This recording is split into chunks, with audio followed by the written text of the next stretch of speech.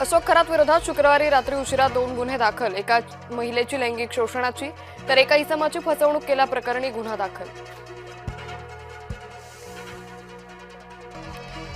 वरंध घाट दुरुस्तीच्या कामासाठी राहणार बंद। 25 मार्च ते 30 एप्रिल दरम्यान वरंध घाट राहणार बंद।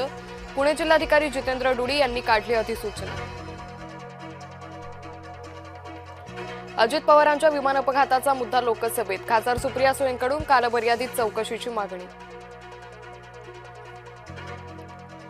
केंद्र सरकारची 8.2 लाख कोटी रुपये उभारण्याची योजना। आर्थिक तूट भरून काढण्यासाठी केंद्र सरकार बाजारातून उभारणार कर्ज। सरकारकडून 858 कोटी रुपयांचे 2 संरक्षण करार। भारतीय लष्करासाठी तुंगुस्का हवाई संरक्षण क्षेपणास्त्र खरेदीचा करार। रशियासोबत केला महत्त्वपूर्ण करार।